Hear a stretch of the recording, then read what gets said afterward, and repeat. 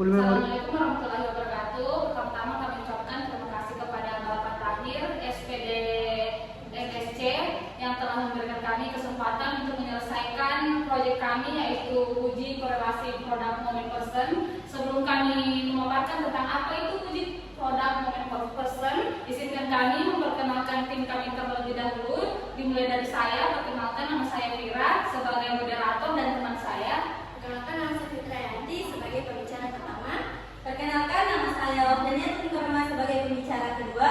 Perkenalkan nama saya Rizky Marsya sebagai pembicara ketiga.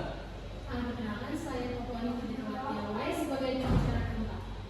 Baik, itulah perkenalan dari kami dan langsung saja materi pertama akan dijelaskan oleh pemateri pertama. Silakan. Oke, untuk pengertian sendiri yaitu pengertian uji korelasi produk moment person, yaitu korelasi person atau person product moment correlation merupakan salah satu teknik statistik paling umum digunakan untuk mengukur suatu hubungan linear antara dua variabel.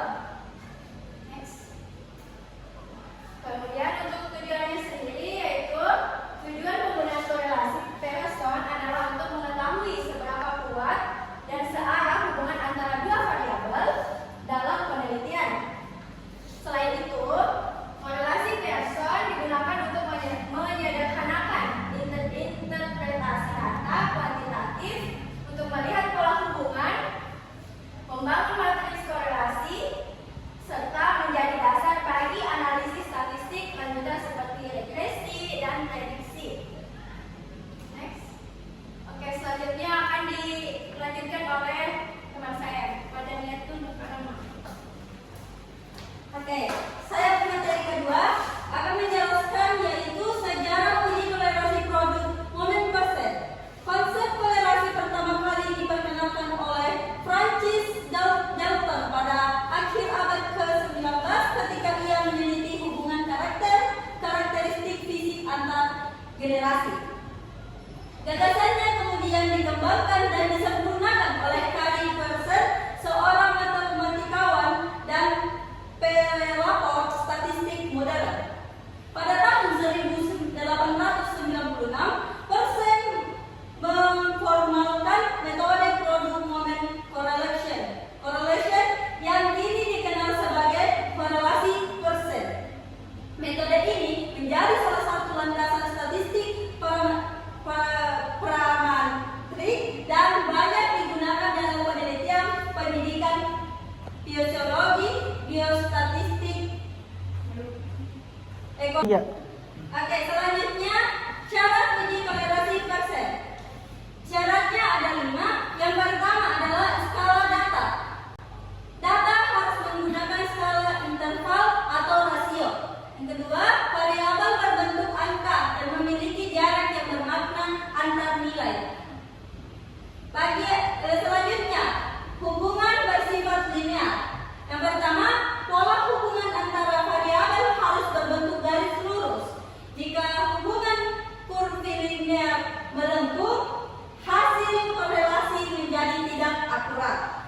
Yang ketiga, distribusi data normal. Pertama, variabel X dan Y idealnya berdistribusi normal. Yang kedua, uji normalitas dapat dilakukan dengan Kolmogorov dan Smirnov. Selanjutnya, yang keempat, tidak ada outlier extreme. Terbagi menjadi 2 lagi, yaitu outlier dan merusak nilai korelasi. Dan data harus diperiksa dan dibersihkan sebelum dianalisis. Yang kelima, sampel bersifat independen. Setiap pasangan data berasal dari observasi yang berbeda. Data tidak boleh saling bergantung satu sama lain. Uji korelasi Pearson membutuhkan data mengenai hubungan linear, distribusi normal tanpa outlier ekstrem, dan sampel independen.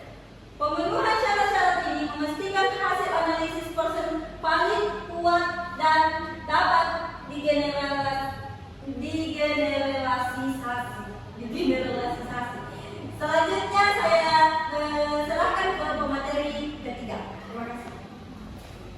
Oke, terima kasih atas waktu yang sudah diberikan. Saya sebagai pemateri ketiga akan menjelaskan tentang syarat pengukuran data. Data kedua variabel harus berskala internal, interval atau rasio. Karena uji ini mengukur hubungan linear pada skala numerik kontinu. Variabel kategori atau ordinal tidak sesuai untuk uji. Syarat sampel dan hubungan pengambilan sampel harus dilakukan secara acak dari populasi untuk menghindari bias. Hubungan antar variabel diasumsikan bersifat linear, sehingga scatter plot data menunjukkan pola garis lurus. Syarat distribusi dan residual.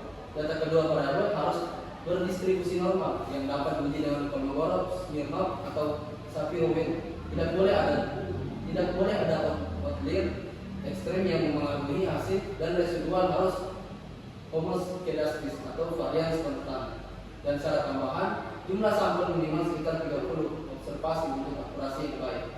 Meskipun bisa lebih kecil dengan penyesuaian, uji signifikansi dilakukan dengan membandingkan R itu R tabel atau V-value 0,05 pada derajat kepercayaan 95%. Dan kemudian rumus korelasi produk atau moment person, yaitu keterangan rumus R sebagai koefisien korelasi person, N sama dengan jumlah sampel, XC yaitu nilai pada variabel yang dibandingkan,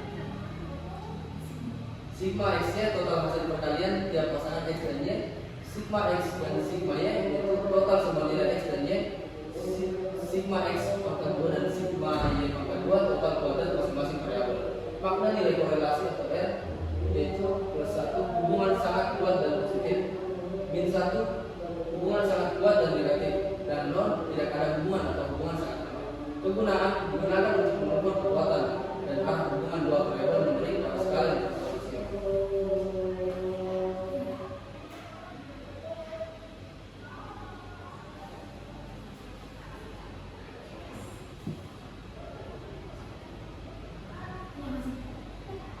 Oke, materi selanjutnya akan saya berikan kepada materi keempat, yaitu Papuani Merdekawati.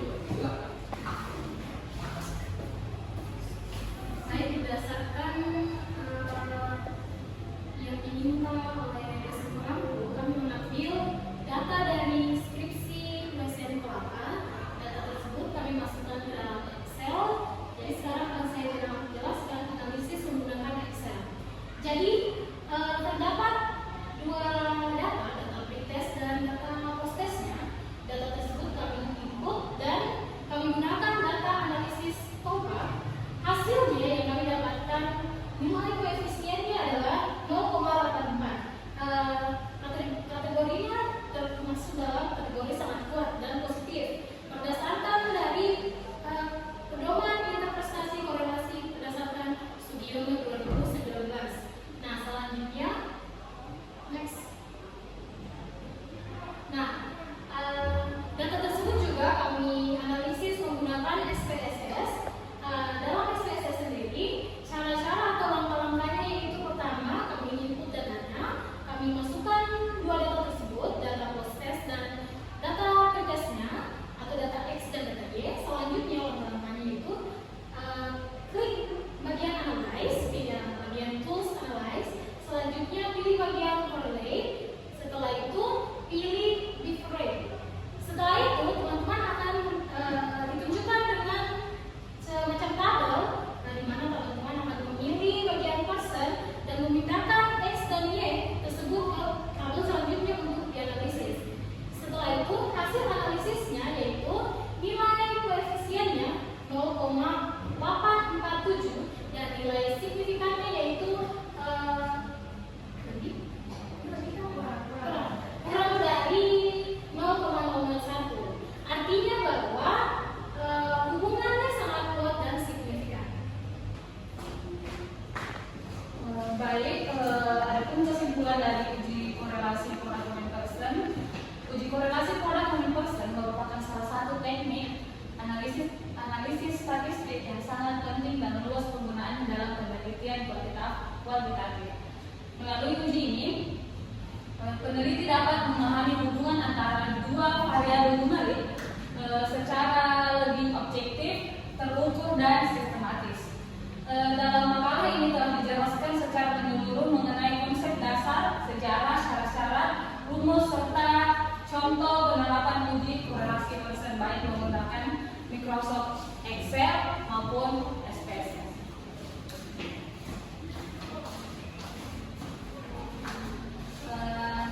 Baik, mungkin itu saja pemaparan materi dari tim kami mengenai uji produk Moment Person. Sekiranya ada kesalahan, mohon dimaafkan dan terima kasih atas atensinya.